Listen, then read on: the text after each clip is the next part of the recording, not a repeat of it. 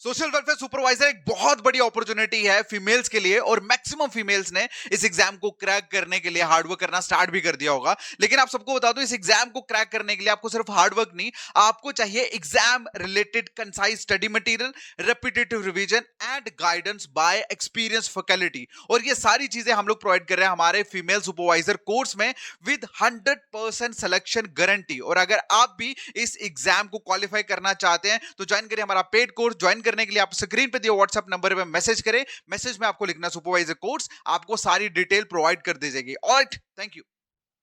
Hey beautiful people, good morning and welcome to JKSSB online tutorial. मैं हूं सतीश और start करते हैं आज का top most current affair MCQs for your upcoming female supervisor and other JKSSB exam. Alright, तो हमारे आज के करंट अफेयर का पहला इंपॉर्टेंट क्वेश्चन है कि with home has a ministry of tribal affair launched a joint initiative on the health of tribal student. मतलब कि ट्राइबल मिनिस्ट्री ने किसके साथ ज्वाइन करके एक इनिशिएटिव जो है वो स्टार्ट करा है, किसके ऊपर? On the health of tribal students की हेल्थ को लेके। तो इसका जो आंसर है that is ministry of Ayush. ठीक है, मतलब मिनिस्ट्री ऑफ आयुष और plus ministry of tribal affair ने ज्वाइंटली एक इनिशिएटिव स्टार्ट करा है ट्राइबल स्टूडेंट्स की हेल्थ को लेके। क्लियर है? ओके, जिसमें इस इनिशिएटिव के अंदर कम से कम 20,000 से ट्राइबल स्टूडेंट जो है वो इस ज्वाइंट नेशनल लेवल प्रोजेक्ट जो है हेल्थ स्क्रीनिंग और मैनेजमेंट का, जो आयुर्वेदिक ट्रीटमेंट के थ्रू मतलब होगा। क्लियर? और 20,000 बच्चा जो है वो इस पर्टिकुलरली नेशनल लेवल कैंपेन का फायदा जो है वो उठाएगा। ठीक है, अगला जो क्वेश्चन है पूछा गया है कि बताइए where will India's largest green hydrogen production plant be set up. मतलब इंडिया का सबसे largest green hydrogen production plant जो है वो कहां पे सेटअप होने जा रहा है? तो इसका जो आंसर है दैट इज विशाखापट्टनम। कहां पे हो रहा है? विशाखापट्टनम। क्लियर है? और अच्छा, ये जो बेसिकली एग्रीमेंट है एनटीपीसी का ग्रीन एनर्जी, ये जो एग्रीमेंट हुआ है एंटरनल एग्रीमेंट किसके साथ हुआ है? That is Andhra Pradesh industrial infrastructure corporation के साथ। और मिलके ये लोग इंडिया का largest green hydrogen production plant जो है वो लॉन्च करने वाले हैं अराउंड 1200 एकड़ में। ठीक है, कहां पे है ये? विशाखापट्टनम, आंध्र प्रदेश में। क्लियर?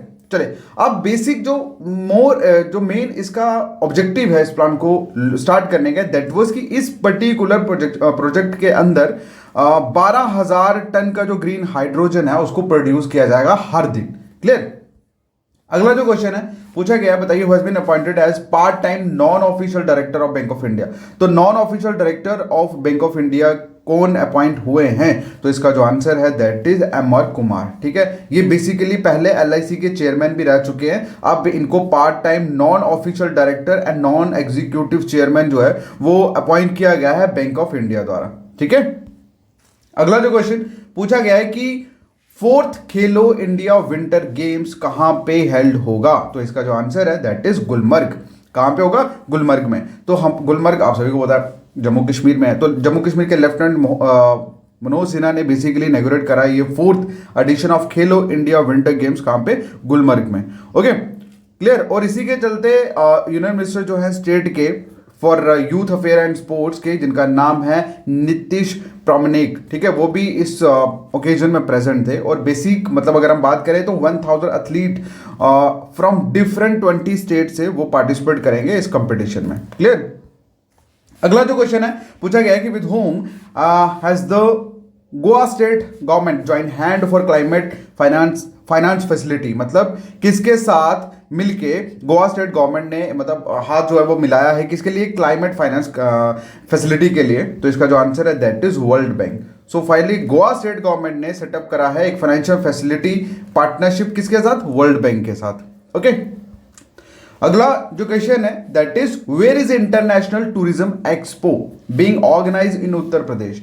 तो मतलब कि उत्तर प्रदेश में ये इंटरनेशनल टूरिज्म एक्सपो जो है वो ऑर्गेनाइज किया जा रहा है। तो कहां पे किया जाएगा उत्तर प्रदेश में? तो इसका जो आंसर है दैट इज ग्रेटर नोएडा में। क्लियर है?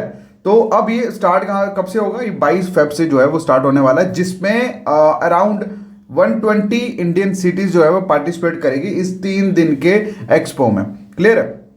चलिए, अगला जो क्वेश्चन है पूछा गया है, द मोस्ट इंपॉर्टेंट क्वेश्चन है ये क्वेश्चन। इसमें पूछा गया है कि बैकलेस स्कूल इनिशिएटिव, मतलब बैकलेस स्कूल इनिशिएटिव जो है रिसेंटली न्यूज में देखने को मिला। बताइए किस स्टेट ने ये इंट्रोड्यूस करा है?